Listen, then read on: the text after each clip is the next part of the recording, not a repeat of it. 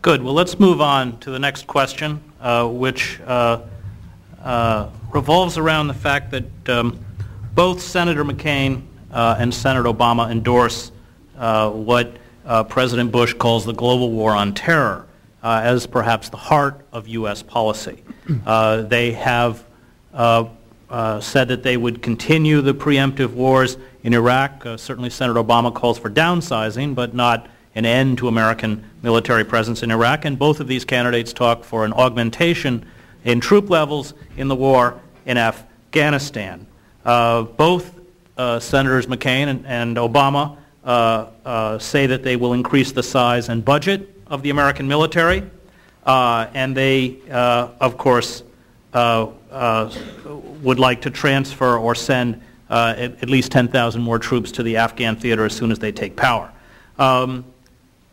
Secondly, these candidates in their campaign have refused to censure Israel for the siege of the Palestinians in the Gaza Strip or the occupation of the West Bank, or since the beginning of the Second Palestinian Uprising or Intifada in September 2000, the Israeli army has killed more than 860 children.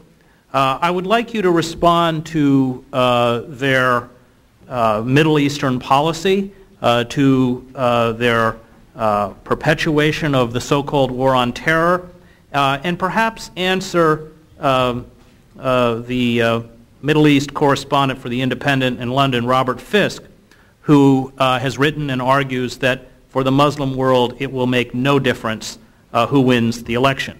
Do you agree with this assessment? What do you see as the consequences of the Republican and Democratic approaches to these conflicts in the Middle East? And how do you respond to their uncritical support for Israel's government? Thank you. And I think Mr. Nader begins this session.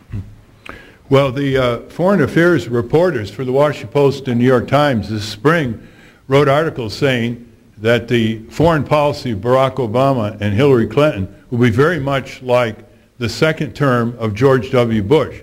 And Barack Obama has demonstrated that. There was such a similarity during their so-called debates.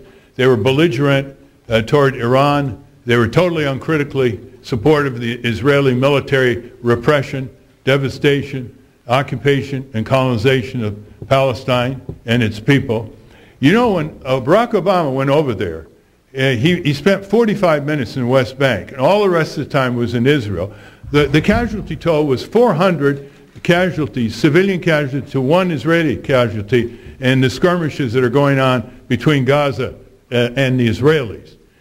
Now, if he did that to the Israelis, he would be accused of anti-Semitism against the Jewish people.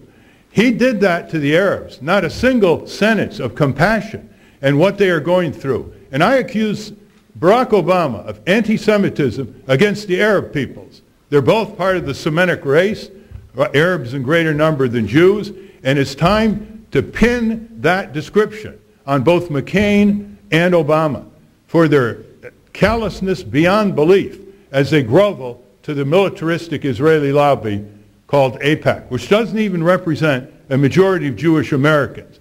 And a majority of Jewish Americans, Arab Americans, Israelis and Palestinians want a two-state solution, and they worked it out in Geneva, the Israeli and Palestinian peace movement, and that's what Nader Gonzalez would support, the Palestinian-Israeli peace movements who have worked out in detail a two-state accord. Iraq is just more U.S. soldiers, more U.S. Bases are going to remain in Iraq, maybe at a reduced level, but it still will be seen by Iraqis as a military occupation. Okay, thank you. Mr. Baldwin.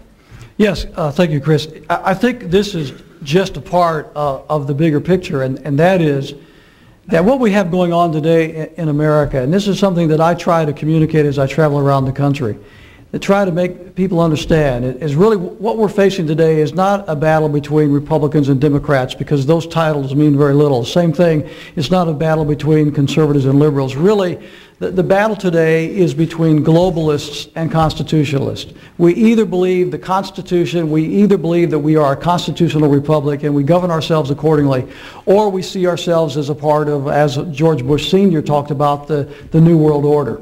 And I think what you're dealing with here is an infatuation with both parties to the New World Order concept. The open border situation, neither party is going to close our borders to illegal immigration. I think that's all involved.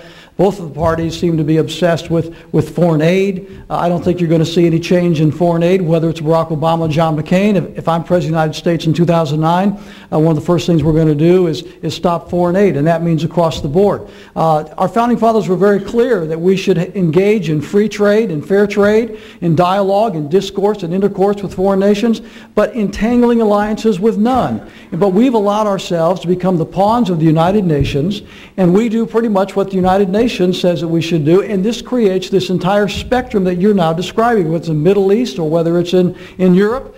We seem to be submerging American interest to the interest of globalist corporations and entities.